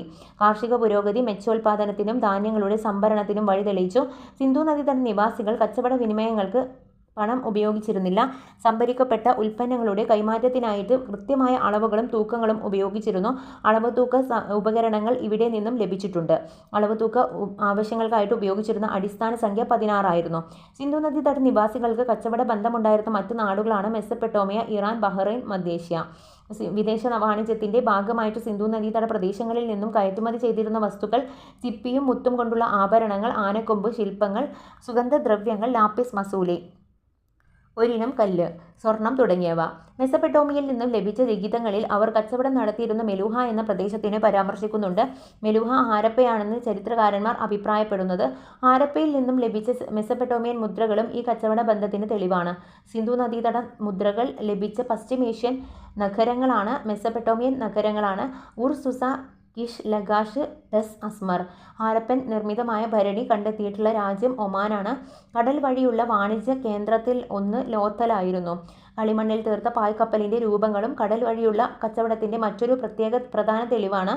സിന്ധു നദീതട കേന്ദ്രത്തിൽ നിന്നും വ്യാപകമായി ലഭിച്ച മുദ്രകൾ കച്ചവടത്തിന് വേണ്ടി ഉപയോഗിച്ചിരുന്നതായിരിക്കാം. രാജസ്ഥാനിലെ ഖേത്രി ഖനികളിൽ നിന്നും ചെമ്പ്, അഫ്ഗാനിസ്ഥാനിൽ നിന്നും മധ്യേഷ്യയിൽ നിന്നും വെളുത്തീയവും ശേഖരിച്ചിരുന്നു. ചെമ്പും വെളുത്തീയവും ചേർത്ത് വെങ്കലം നിർമ്മിച്ചു. വെങ്കലം ഉപയോഗിച്ച് ഉപകരണങ്ങളും ആയുധങ്ങളും നിർമ്മിച്ചു. വെങ്കലത്തിൻ്റെ ഉപയോഗം ഹാരപ്പൻ സംസ്കാരത്തിന് വെങ്കലയുഗ സംസ്കാരം എന്ന് പേര് നേടിക്കൊടുത്തു. കരകൗശല വസ്തുക്കളും തൊഴിൽക്കൂട്ടങ്ങളും. ഹാരപ്പയിൽ നിന്നും ലഭിച്ച മുദ്രകൾ കളിമൺ രൂപങ്ങൾ, പാത്രങ്ങൾ, ആഭരണങ്ങൾ തുടങ്ങിയവയുടെ അവയുടെ കരവിരുതിന് ഉദാഹരണമാണ്. മൺപാത്രങ്ങൾ അലങ്കാരപ്പണികൾ നടത്തി. കളിമണ്ണിൽ മൃഗരൂപങ്ങൾ നിർമ്മിച്ചു. സ്ത്രീ പുരുഷ രൂപങ്ങളും വണ്ടികളുടെ രൂപങ്ങളും ലഭിച്ചിട്ടുണ്ട്. ചെമ്പ്, വെങ്കലം, സ്വർണം എന്നിവ കൊണ്ടുള്ള ആഭരണങ്ങൾ നിർമ്മിച്ചിരുന്നു. ലോത്തലിൽ നിന്നും മുത്തു നിർമ്മാണത്തിൻ്റെ കേന്ദ്രങ്ങൾ തെളിവ് ലഭിച്ചിട്ടുണ്ട്. കളിമണ്ണ്, വെങ്കലം, ആമത്തോട് എന്നിവ ഉപയോഗിച്ച് വളങ്ങൾ നിർമ്മിച്ചിരുന്നു. കരകൗശല വസ്തുക്കളുടെ നിർമ്മാണത്തിൽ വൈദഗ്ധ്യമുണ്ടായിരുന്നെങ്കിലും ഹാരപ്പൻ ജനത ആയുധ നിർമ്മാണത്തിന് അത്ര പ്രാധാന്യം നൽകിയിരുന്നില്ല. അക്കാലത്ത് വിവിധ തൊഴിൽക്കൂട്ടങ്ങൾ നിലനിന്നിരുന്നു എന്നതിന് തെളിവാണ് വിവിധ തരം കരകൗശല വസ്തുക്കൾ. ഹാരപ്പൻ വിശ്വാസ രീതികൾ. സിന്ധു നദീതട നിവാസികൾ അവരുടെ ഏറ്റവും പ്രധാനപ്പെട്ട ദൈവം, മാതൃദേവത. ഹാരപ്പയിൽ നിന്നും ലഭിച്ച മുദ്രകളിൽ നിന്നും അക്കാലത്തെ ജനങ്ങളുടെ വിശ്വാസ രീതികൾ സംബന്ധിച്ച വിവരങ്ങൾ ലഭിക്കുന്നുണ്ട്. കളിമണ്ണിൽ നിർമ്മിച്ച ധാരാളം സ്ത്രീ രൂപങ്ങൾ ലഭിച്ചിട്ടുണ്ട്. ഫലഭൂയിഷ്ഠതയുമായി ബന്ധപ്പെട്ടതാണ് മാതൃദൈവാരാധന നിലനിന്നിരുന്നത്. ഇവിടെ നിന്നും ലഭിച്ച പുരുഷരൂപത്തിലുള്ള ശില്പങ്ങൾ ആദിമ ശിവന്റെ ശില്പങ്ങളാണെന്ന് ചരിത്രകാരന്മാർ അഭിപ്രായപ്പെടുന്നു. മൃഗങ്ങളെയും വൃക്ഷങ്ങളെയും അവർ ആരാധിച്ചിരുന്നു. മോഹൻജദാരോവിലെ വലിയ കുളം മതപരമായ ചടങ്ങുകൾക്ക് വേണ്ടി ഉപയോഗിച്ചതാകാമെന്ന് കരുതപ്പെടുന്നു. സിന്ധു നദീതട നിവാസികൾ ആരാധിച്ചിരുന്ന ശിവനോട് സാമ്യമുള്ള ദൈവം പശുപതി മഹാദേവൻ. പശുപതി മഹാദേവന്റെ ചിത്രമുള്ള മുദ്ര സീൽ കണ്ടെത്തിയ സ്ഥലം മോഹൻജദാരോ. സിന്ധു നദീതട ജനത ആരാധിച്ചിരുന്ന മറ്റു മൂർത്തികൾ ആൽമരം, ലിംഗവും യോനിയും, സർപ്പം, മുഴയൻ, കാള, പ്രാവ്. സിന്ധു നദീതട ജനത ആരാധിച്ചിരുന്ന സാങ്കല്പിക മൃഗം യൂണിക്കോണ്. അഗ്നി ആരാധനയ്ക്ക് തെളിവ് കിട്ടിയ സ്ഥലങ്ങളാണ് കാലിബംഗനും ലോത്തലും. ഹാരപ്പൻ ലിപിയും മുദ്രകളും. ഹാരപ്പൻ അഥവാ സിന്ധു നദീതട സംസ്കാരത്തിൻ്റെ ഏറ്റവും സവിശേഷമായത് ഹാരപ്പൻ മുദ്രകളാണ്. വെണ്ണക്കല്ലുകളാൽ നിർമ്മിതമായിട്ടുള്ള ഇത്തരം മുദ്രകളിൽ മൃഗങ്ങളും ചിത്രങ്ങളും ഇതുവരെയും വായിച്ചെടുക്കാൻ കഴിയാത്ത ചില ചിഹ്നങ്ങളും ആലേഖനം ചെയ്തിട്ടുണ്ട്. ഹാരപ്പൻ ജനതയുടെ മികച്ച കലാവൈഭവം പ്രകടമാക്കുന്നതിനുള്ള മുദ്രകളുടെ നിർമ്മിതിയാണ്. കളിമണ്ണ് കൊണ്ടും ശിലകൾ കൊണ്ടും മുദ്രകൾ നിർമ്മിച്ചിരുന്നു. ആദ്യമായിട്ട് ഒരു ഹാരപ്പൻ മുദ്ര കണ്ടെത്തിയത് അലക്സാണ്ടർ കണ്ണിങ്ഹാം ആണ്. ഹാരപ്പൻ മുദ്രകൾ ആലേഖനം ചെയ്യപ്പെട്ട പ്രതലങ്ങൾ സ്റ്റിറൈറ്റ്, ചെമ്പ്, കളിമണ്ണ്, ആനക്കൊമ്പ് തുടങ്ങിയവയിൽ. ഹാരപ്പൻ മുദ്രകളിൽ ഏറ്റവും കൂടുതൽ കാണപ്പെട്ട മൃഗം യൂണിക്കോൺ ആയിരുന്നു. ഹാരപ്പൻ ലിപി അറിയപ്പെടുന്നത് ചിത്രലിപി, പിക്ടോഗ്രാഫ്. ഹാരപ്പൻ എഴുത്തുവിദ്യ ബൂസ്ട്രോഫിഡോൺ. വലത്തുനിന്നും ഇടത്തോട്ട് ആദ്യ വരിയും ഇടത്തുനിന്നും വലത്തോട്ട് രണ്ടാമത്തെ വരിയും എന്നിങ്ങനെ എഴുതുന്ന രീതിയാണ് ഹാരപ്പൻ എഴുത്തുവിദ്യയാണ് ബൂസ്ട്രോഫിഡോണ്. ഹാരപ്പൻ ലിപി എന്നറിയപ്പെടുന്നത് ചിത്രലിപി, പിക്ടോഗ്രാഫാണ്. ഹാരപ്പൻ ലിപി വായിച്ചെടുക്കുവാൻ ഇതുവരെയും സാധിച്ചിട്ടില്ല. ഹാരപ്പൻ ലിപി വായിച്ചെടുക്കുവാൻ നടത്തിയ ശ്രമങ്ങളുടെ ഫലമായിട്ട് പ്രശസ്തനായ പുരാലിഖിത ശാസ്ത്രജ്ഞനാണ് ഐരാവത മഹാദേവൻ. ഹാരപ്പൻ ലിപിയോട് ഏറ്റവും സാമ്യമുള്ളതെന്ന് കരുതപ്പെടുന്ന ലിപിയാണ് ദ്രാവിഡ ലിപി. സിന്ധു നദീതട സംസ്കാരത്തിൻ്റെ തകർച്ച കാരണങ്ങൾ: വെള്ളപ്പൊക്കം, പുറമേ നിന്നുള്ള ആക്രമണങ്ങൾ, വനനശീകരണം, കാർഷിക മേഖലയിലുണ്ടായ തകർച്ച, പകർച്ചവ്യാധികൾ. പ്രകൃതി ദുരന്തങ്ങളാണ് സിന്ധു നദീതട സംസ്കാരത്തിൻ്റെ തകർച്ചയ്ക്ക് കാരണമെന്ന് അഭിപ്രായപ്പെട്ടത് G.F. ഡെയിൽസ് ആണ്. ആര്യന്മാരുടെ വരവാണ് സിന്ധു നദീതട സംസ്കാരത്തിൻ്റെ തകർച്ചയ്ക്ക് കാരണമെന്ന് അഭിപ്രായപ്പെട്ടത് മോർട്ടിമർ വീലർ ആണ്.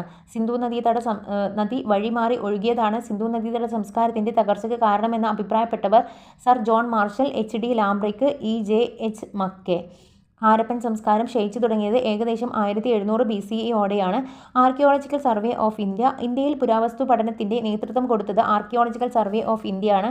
ഈ സ്ഥാപനം ആരംഭിച്ചത് ബ്രിട്ടീഷ് ഭരണകാലത്താണ്. ഇന്ത്യയിൽ ഉത്ഖനന പ്രവർത്തനങ്ങൾക്കും പൗരാണിക മൂല്യമുള്ള കെട്ടിടങ്ങൾ സംരക്ഷിക്കുന്നതിനും ചുമതലപ്പെട്ട സ്ഥാപനമാണ് archaeological survey of India.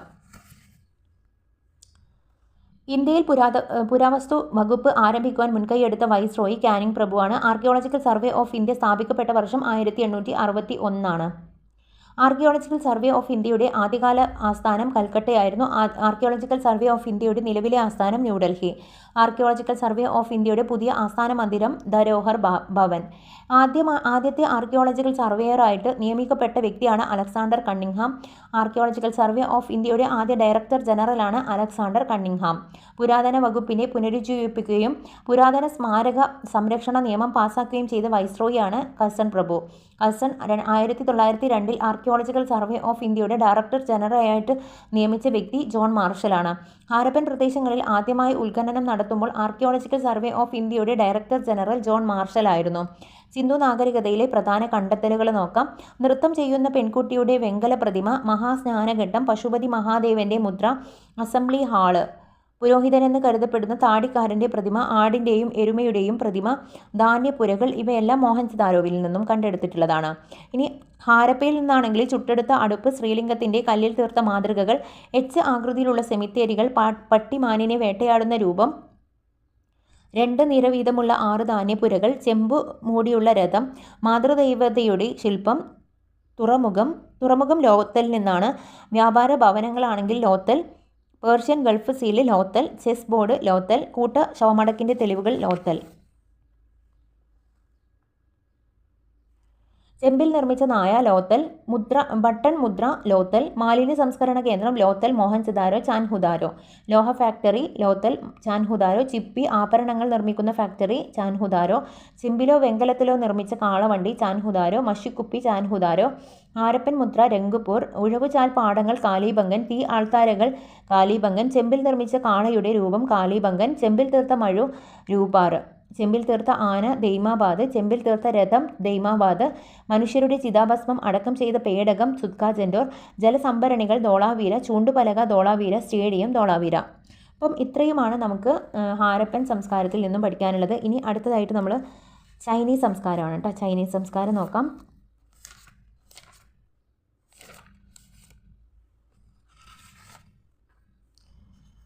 Chinese സംസ്കാരം ഹൊയാങ്ഹോ നദിക്കരയിൽ ഉടലെടുത്ത സംസ്കാരമാണ് ചൈനീസ് സംസ്കാരം. എഴുത്തുവിദ്യ, അക്ഷരങ്ങൾക്ക് പകരം ചിത്രങ്ങൾ ഉപയോഗിച്ച് എഴുതിയിരുന്ന സംസ്കാരം ചൈനീസ് സംസ്കാരം.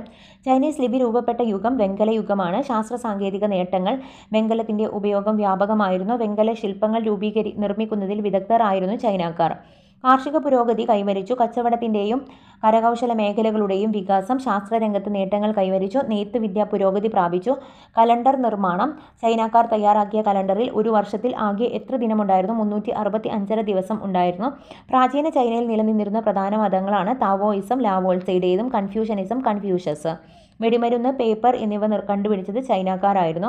ആദ്യമായിട്ട് ഭൂകമ്പമാപിനി ഉപയോഗിച്ചത് ചൈനക്കാർ. പട്ടുനൂൽ പുഴു വളർത്തൽ, പട്ടുവസ്ത്രം, ലോഹനിർമ്മിത കണ്ണാടി എന്നിവയുടെ നിർമ്മാണം ആരംഭിച്ചത് ചൈനക്കാർ. ലോകത്തിലെ ആദ്യ പുസ്തകം ഹീരകസൂത്രയാണ്. ഹീരകസൂത്ര പ്രസിദ്ധീകരിച്ചത് ചൈനക്കാർ. ചൈനയിലെ ആദ്യ സാമ്രാജ്യം ചിൻ സാമ്രാജ്യമായിരുന്നു. ചീന എന്ന പേര് രൂപം കൊള്ളാൻ കാരണമായ രാജവംശം ചിൻ വംശം. ചിൻ സാമ്രാജ്യം സ്ഥാപിച്ച ഭരണാധികാരി ഷിഹ്വാങ്തി. ചൈനയിലെ ആദ്യ ചക്രവർത്തി ഷിഹ്വാങ്തിയാണ്. ചൈനയിലെ ചന്ദ്രഗുപ്തൻ എന്നറിയപ്പെടുന്നത് ഷിഹ്വാങ്തിയാണ്. വൻമതിൽ പണി കഴിപ്പിച്ച ഭരണാധികാരി ഷിഹ്വാങ്തി. ഭൂമിയിലെ ഏറ്റവും നീളമേറിയ മനുഷ്യനിർമ്മിത വൻമതിലാണ് നിർമ്മിതിയാണ്. ആരുടെ ആക്രമണത്തിൽ നിന്നും രക്ഷപ്പെടാനാണ് വൻമതിൽ നിർമ്മിച്ചത്? മംഗോളിയന്മാരുടെയും മഞ്ചൂരിയയിലെയും നാടോടി ഗോത്രങ്ങളുടെ ആക്രമണത്തിൽ നിന്നും. അപ്പം ഇത്രയുമാണ് ചൈനീസ് സംസ്കാരത്തിൽ വരുന്നത്. അപ്പം നന്നായിട്ട് പഠിക്കുക. Thank you. ഇനി അടുത്തതായിട്ട് നമുക്ക് പഠിക്കാനുള്ളത് സൈക്കോളജിയാണ് കേട്ടോ. അപ്പോൾ സൈക്കോളജി നോക്കാം. ഇനി സൈക്കോളജിയാണ് നോക്കാം. മനഃശാസ്ത്ര ഗവേഷണ ഉപാധികൾ, രീതികൾ. എല്ലാ ശാസ്ത്രശാഖകളും സത്യാന്വേഷണത്തിന് തനതായ രീതികളും ഉപാധികളും സ്വീകരിക്കാറുണ്ട്. ഇതര ശാസ്ത്ര ശാഖകളെ പോലെ മനഃശാസ്ത്രത്തിന് ഇത്തരം രീതികളുണ്ട്. എല്ലാതരം മനഃശാസ്ത്ര രീതികൾക്കും ഉപാധികൾക്കും കാലാനുസൃതമായിട്ടുള്ള കൂട്ടിച്ചേർക്കലുകൾ ഉണ്ടായിട്ടുണ്ട്. ഇത്തരം മാർഗങ്ങളിൽ പ്രധാനമായവരുടെ ചർച്ചയാണ് ഇവിടെ ഉദ്ദേശിക്കുന്നത്. അപ്പം ആത്മനിഷ്ഠ രീതിയാണ് ആദ്യമായിട്ട് നോക്കുന്നത്. ഇൻട്രോസ്പെക്ഷൻ. എന്നതിൽ 2 വാക്കുകൾ ഉൾച്ചേർന്നിട്ടുണ്ട്. ഇൻട്രാ എന്നും അഥവാ വിത്തിൻ, സ്പെക്ഷൻ അഥവാ ലുക്കിംഗ് ഇൻസൈഡ്. സ്വന്തം മനസ്സിൻ്റെ ഉള്ളിലേക്ക് നോക്കലിനാണ് ഇതിന് പ്രാധാന്യം. ഈ രീതിയിൽ ഒരാൾ സ്വന്തം മാനസിക അവസ്ഥകളെയും പ്രക്രിയകളെയും മനസ്സിൻ്റെ ഉള്ളിലേക്ക് നോക്കിക്കൊണ്ട് വിവരിക്കുകയും വിശകലന വിധേയമാക്കുകയുമാണ്. ചിന്തകൾ, വികാരങ്ങൾ, ഉത്കണ്ഠകൾ, ആഗ്രഹങ്ങൾ, പ്രതീക്ഷകൾ തുടങ്ങിയവയാണ് മാനസിക പ്രതിഭാസങ്ങൾ എന്നതുകൊണ്ട് ഇവിടെ ഉദ്ദേശിക്കുന്നത്. വൂണ്ട്, ടിച്ച്നർ എന്നിവയാണ് ഈ രീതിയുടെ പ്രമുഖ വക്താക്കൾ. ഈ രീതി ആദ്യമായി ഉപയോഗിച്ചതും വൂണ്ടാണ്. ഈ രീതി കൂടുതൽ ശാസ്ത്രീയവും കൃത്യവുമായി ടിച്ച്നറുടെ സ്വാധീനത്തിലാണ്. സ്വാഭാവികതയും ഏതു സാഹചര്യത്തിലുമുള്ള നിർവഹണ സാധ്യതയും ഈ രീതിയുടെ സവിശേഷതയാണെങ്കിലും വിശ്വാസ്യത, ശാസ്ത്രീയത എന്നീ ഘടകങ്ങൾ വേണ്ടത്രയുണ്ടെന്ന് പറയാൻ കഴിയില്ല. കുട്ടികളുടെ അസാധാരണ മാനസിക അവസ്ഥകൾ ഉള്ളവരിലും ഈ രീതി പ്രായോഗികമല്ല. അടുത്തത് നിരീക്ഷണ രീതിയാണ്. ഒരു വ്യക്തിയുടെ വ്യവഹാരത്തെ അത് സംഭവിച്ചുകൊണ്ടിരിക്കുന്ന തന്നെ നേരിട്ട് നിരീക്ഷിക്കുന്ന രീതിയാണ്. സ്വഭാവ പഠനത്തിൻ്റെ ആദ്യകാല രീതിയാണിത്. ആധുനിക കാലത്ത് നിരീക്ഷണത്തിന് ഉപയോഗിക്കാവുന്ന ഒട്ടേറെ ശാസ്ത്രീയ ഉപകരണങ്ങൾ ലഭ്യമാണ്. വ്യവഹാരത്തിൽ ഏർപ്പെട്ടിരിക്കുന്ന വ്യക്തി ഗ്രൂപ്പ് അറിയാതെ നിരീക്ഷിക്കുമ്പോൾ അത് പരോക്ഷ നിരീക്ഷണവും നിരീക്ഷകൻ കൂടി നിരീക്ഷണ വിധേയമാക്കുന്നവർക്കൊപ്പം നിന്ന് നിരീക്ഷിക്കുമ്പോൾ അത് ഭാഗഭാഗിത്വ നിരീക്ഷണവുമാണ്.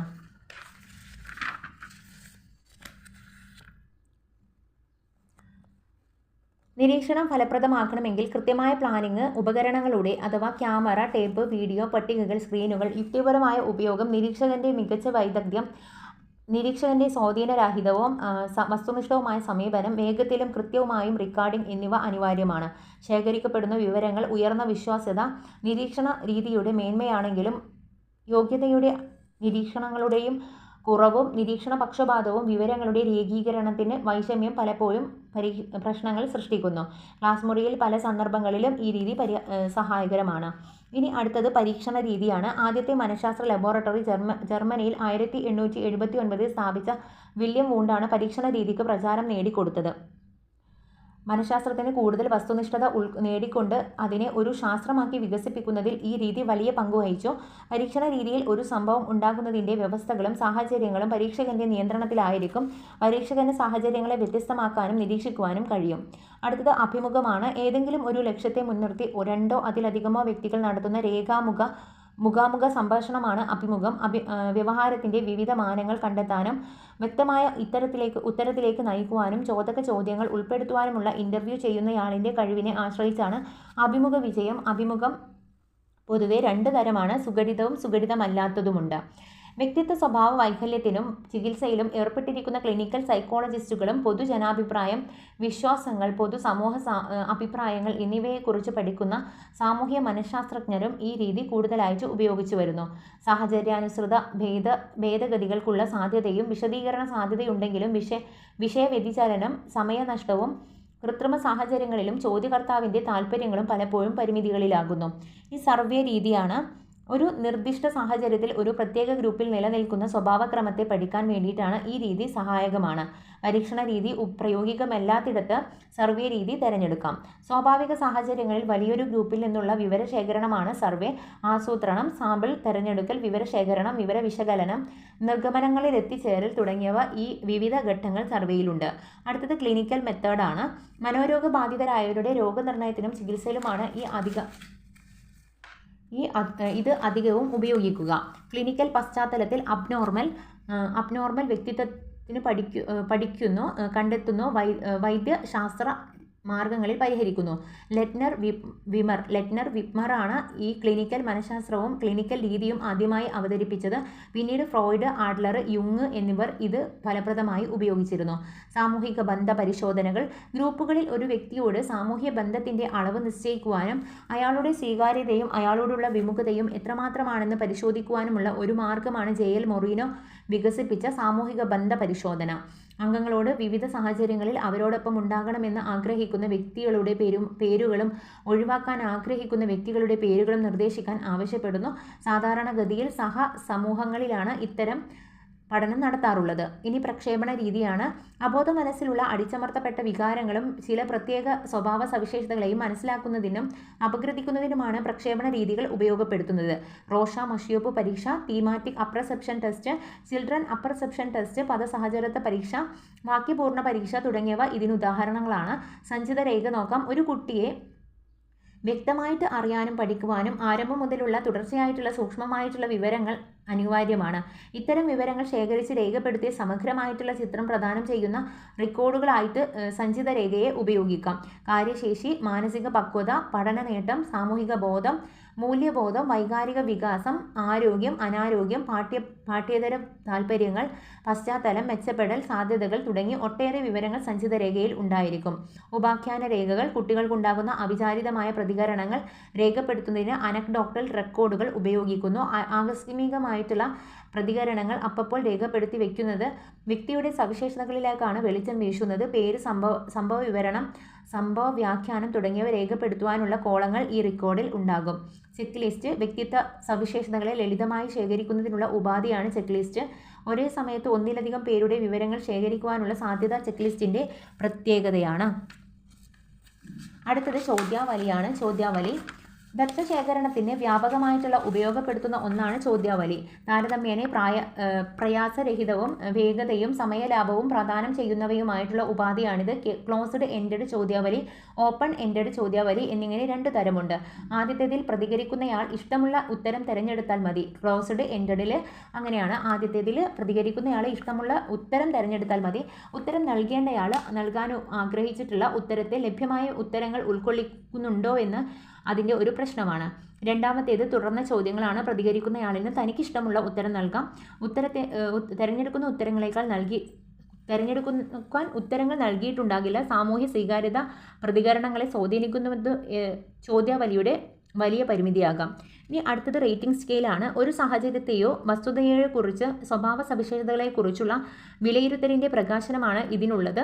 ചെക്ക് ലിസ്റ്റിൽ നിന്നു വ്യത്യസ്തമായിട്ട് റേറ്റിംഗ് സ്കെയിൽ നിരീക്ഷിക്കപ്പെടുന്ന വ്യവഹാരത്തിൻ്റെ പ്രത്യേകതകൾ എത്ര അളവിലും തീവ്രതയിലുമുണ്ടെന്ന് ചില മാനദണ്ഡങ്ങളുടെ അടിസ്ഥാനത്തിൽ രേഖപ്പെടുത്തുന്നു. അടുത്തത് കേസ് സ്റ്റഡിയാണ്.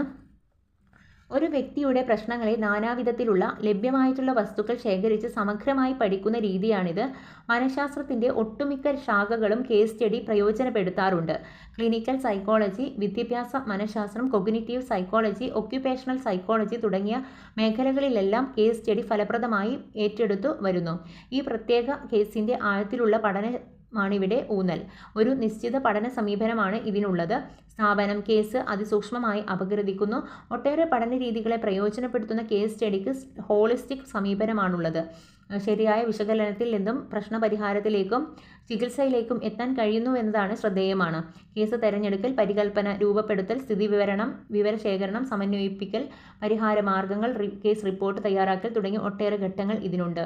അടുത്തത് ക്രിയാഗവേഷണമാണ്. വിദ്യാഭ്യാസ മനഃശാസ്ത്രത്തിലെ ഒരു സജീവ പഠന രീതിയാണിത്. സ്റ്റീഫൻ എം കോറിയാണ് ഈ രീതിയുടെ ആവിഷ്കർത്താവ്. സാധാരണ നടത്തുന്ന ഗവേഷണങ്ങളുടെ സാങ്കേതികതയോ വ്യതിചലിക്കാനാവാത്ത നിബന്ധനകളോ ഒന്നും ആക്ഷൻ റിസർച്ചിനില്ല. ഒരു ഉപദേശകനും വേണമെന്നില്ല. പ്രശ്നങ്ങളെ മുഖാമുഖം നേരിടുന്ന അധ്യാപകൻ അവർക്ക് അടിസ്ഥാനമായിട്ടുള്ള കാരണങ്ങളെ ഗവേഷകൻ്റെ വീക്ഷണഗതിയോടെ ശാസ്ത്രീയമായി ശേഖരിച്ച് അപഗ്രഥിച്ച് വിലയിരുത്തി നിഗമനങ്ങളിലെത്തിക്കുകയും അപ്പോൾ അനുയോജ്യമായിട്ടുള്ള മാർഗനിർദ്ദേശങ്ങൾ നിർദ്ദേശിക്കുകയും ചെയ്യുന്നു. ഗവേഷണത്തിന് അനുവർത്തിക്കുന്ന ശാസ്ത്രീയ സമീപനം ഇക്കാര്യത്തിൽ ഉണ്ടാകണം. വിവരങ്ങൾ വസ്തുനിഷ്ഠമായി ശേഖരിക്കൽ, പരികൽപ്പനകൾ രൂപീകരിക്കൽ, പ്രശ്നത്തെക്കുറിച്ച് ലഭ്യമായിട്ടുള്ള പ്രസിദ്ധീകരണങ്ങൾ വായിക്കൽ, വിലയിരുത്തൽ എന്നിവ ഈ ഘട്ടത്തിൻ്റെ ക്രിയാഗവേഷണത്തിൽ പാലിക്കണം. അപ്പം ഇത്രയുമാണ് സൈക്കോളജിയിൽ ഇന്ന് നമുക്ക് പഠിക്കാനുള്ള ടോപ്പിക്ക്. അപ്പം ഇന്നത്തെ ക്ലാസ് ഇത്രേ ഉള്ളൂ. നിങ്ങളെല്ലാവരും നന്നായിട്ട് പഠിക്കുക. Thank you. പിന്നെ ഇത്രയും കണ്ടൻറ്റൊക്കെ ഒപ്പിച്ചെടുത്തിട്ടാണ് ചെയ്യുന്നത്. അപ്പോൾ നിങ്ങൾ എന്തായാലും ഒരു ലൈക്കൊക്കെ അടിച്ചിട്ട് പോകണേ. Thank U.